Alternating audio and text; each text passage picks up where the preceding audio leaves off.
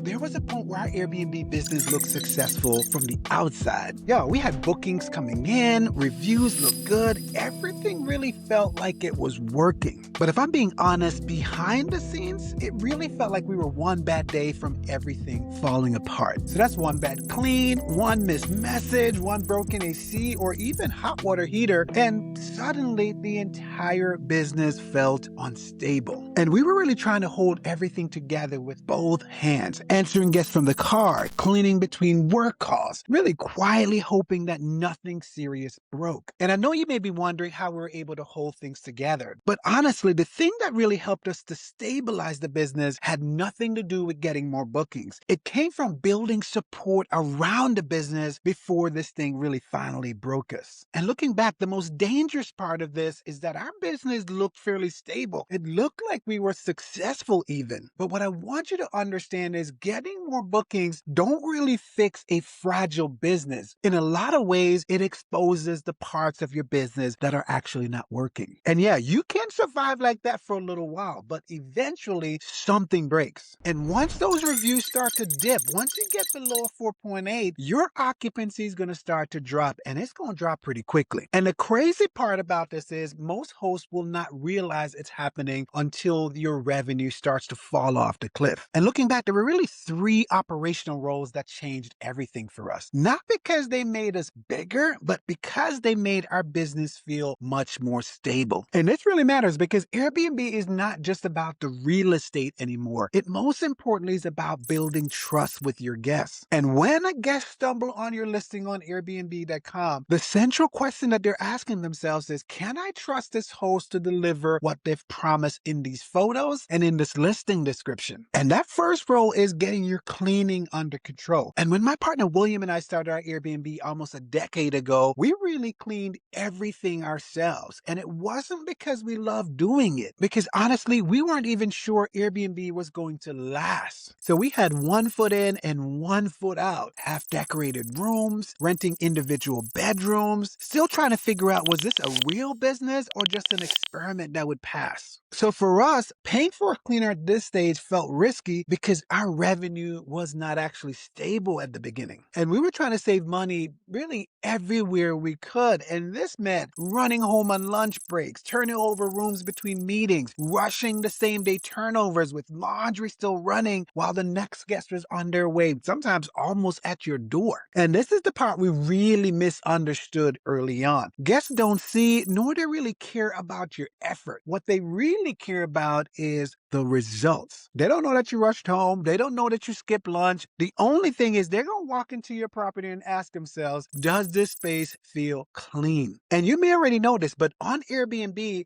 cleanliness is one of the strongest trust signals. And once your cleaning score starts to drop, your visibility on the platform is going to slip right along with it. You will absolutely see those bookings start to slip, and with it will go the revenue with your property. And I've audited over 100 listings in the past year, and I can tell you the hosts struggling with reviews usually have the same setup that we had early on, trying to clean everything themselves on a schedule that already is overloaded. And what fixed this for us wasn't just hiring a cleaner, it was building in redundancy in our business. And so this is our property in St. Louis, Swill Manor. And we don't just have one cleaner, we have multiple cleaners trained on the same property through the software program Turno. Because if your only cleaner gets sick on a Friday turnover, that is not just stressful. That is a refund, a potential bad review, that's a ranking hit that can really affect your bookings for weeks to come. And this is where more bookings in these kind of instances before you have things shored up can actually make this problem worse. Because that means that you're going to have more turnovers, more laundry, more chances for mistakes to happen along the way. And this problem happens when your business grows faster than the infrastructure underneath it. And y'all, I want you to broaden your thinking on this because a cleaner doesn't just clean your Airbnb. They protect the thing that your business most run on, and that is trust. And if you're building your Airbnb right now, I want to invite you to subscribe. And we're building this channel for hosts who are trying to do this thing the right way without burning themselves out along the process. And let's get going because the second role that we had to fill was guest communication. And this was probably one of the most exhausting parts of our business early on. That is because guest messaging never never really stops. And I can remember once landing from a work flight, turning my phone back on and seeing about 12 messages there waiting for me. I had two booking inquiries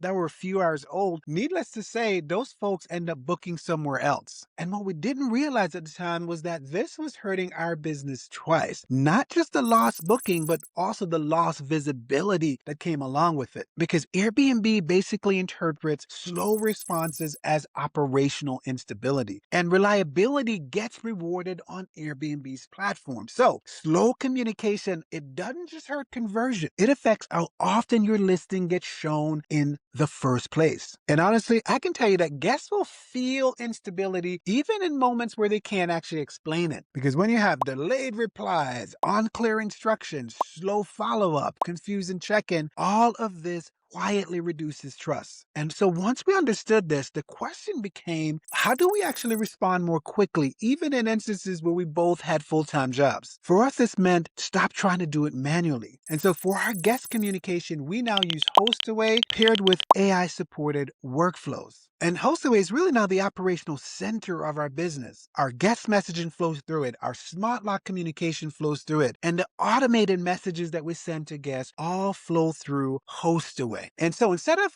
constantly checking our phones, instead of being glued to our phones all the time, our most repetitive communication gets handled automatically. So I'm talking about check-in instructions, Wi-Fi information, basic questions, arrival messages, all that goes through HostAway. And that means that the only thing that actually gets routed to us are those situations that require human intervention. And that is really the difference between handling 50 messages per week to just responding to about 8 or so per week. But this is where a lot of hosts start to create a different problem, because now you've added cleaners, now you've added systems, now you've added contractors, and it's easy to end up managing people all day instead of your guests. So if you're building your setup checklist right now, if you're trying to refresh your Airbnb or even setting up your Airbnb, I've put together the Airbnb setup checklist, which shows you exactly what you need to set up your Airbnb from day one. And frankly, all the things that you can ignore because they don't impact your revenue or your reviews. The link is down below in the description, so go ahead and grab it. And let's get going, because this third row is about maintenance. And y'all, this one took us the longest to accept because William and I could actually do a lot of the basic repairs ourselves. And I'm talking about basic plumbing, basic drywall, basic electrical, carpentry. Those are all tasks that we were pretty good at. So really, we kept doing these ourselves, frankly, longer than we should have. And the things that break, well, they don't always break on your schedule. Sometimes they break when a guest is already inside your property. And so, for example, a few summers ago, we had an AC fail during a guest stay. And this was like one of the hottest heat waves in Missouri. It was about 96 degrees outside, but inside, that house was getting warm pretty quickly. And the guest sent us a message in the evening about 7 p.m. And at the time, we did not have an HVAC vendor relationship. And I can remember calling around trying to find someone to come out, but we kept hearing that the earliest appointment that we could get is the next day. And so in this situation, stuck without no options, we had to refund a full night as well as discount part of the next 2 nights. And even after doing that, y'all, we still end up with a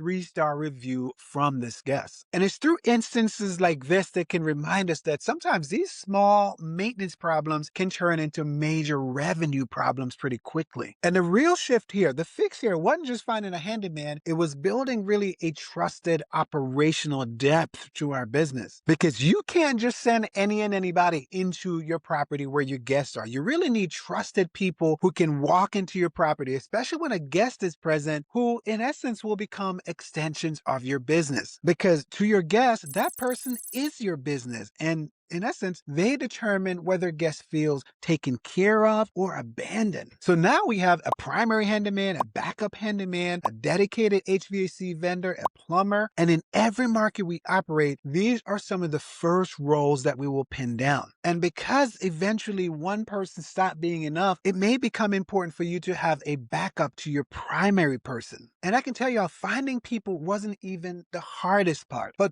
really finding reliable people, people we trusted to go into our property where a guest was present, well, that was much harder. And so if we had to restart our Airbnb business, here's the exact order that we'd build this in. And the first thing, you got to get that cleaner hired and trained up and oriented fully first. And that is because cleanliness, a clean Airbnb property, is your biggest review risk. And it really is the easiest operational pressure point to remove. The next thing that we do is automate our communication before even thinking about hiring a co-host, because most hosts don't actually need a co-host early on, but you really do need systems to shore up your business. And the third thing is you have to build that maintenance bench. And you don't just need a handyman, you need multiple people plus at least one HVAC vendor. I know you may be thinking, okay, Seth, well, when do I know that I'm ready for this? And this usually makes sense once your property's earning at least $3,000 a month or more. Because if you try to build this too early, you could inadvertently create a second full-time job. And so here's where we actually found people. For our cleaners, we use the site called Turno. And just to remind you, the real move here is not just hiring one cleaner. It's onboarding multiple cleaners on the same property so you have backup coverage built into your business. And so for the trades, local Facebook groups honestly work better for us than almost anything else that we tried, because that is where we found some of our best vendors and those who are most skilled. We know that sites like Angie and Thumbtack, well, those can also work. And in a lot of ways, we pair these things together. But irrespective of where you find your workers, you got to vet these folks carefully. And I will generally recommend starting with a smaller job first before entrusting these folks with something larger and much more complicated. And not a lot of people talk about this part, but you can hire all these people, and the thing that happens is you've now created another job for yourself. And you can find yourself in a situation where you're not just managing your cleaners, but you're coordinating contractors, answering messages. And in a lot of ways, y'all, that is not freedom. That is inconsistent with why we started Airbnb in the first place. And so what I hope is coming through here is the goal is not just about hiring more people. It really is reducing how many things you personally have to hold together each and every single day. And for us, we rely on 3 core tools to help us manage this. And that's HostAway, Turno, and ChatGPT in few cases. And so HostAway is the operational hub that helps us manage messaging, locks, guest automations, guest workflows. And Turno, well, it handles our cleaning coordination automatically. So the moment a guest checks out, our cleaners are notified automatically. And when the property is being cleaned and is ready, well, we'll get notified automatically of that as well. And these basic set of actions, these core actions managed by Turno, well, they help to remove some of the biggest operational stress in our business. Well, ChatGPT helps us to respond faster, manage some of those difficult guest communication, and reduce some of the decision fatigue that comes with running our business. And y'all, keeping it real, that is the real transformation. It is not just hiring more people, but reducing the number of things that you personally have to carry in your business. So really, there are 3 operational layers: cleaning, communication, and maintenance. Cleaning protects your reviews, communication protects your visibility, and maintenance protects your revenue. And the systems that you build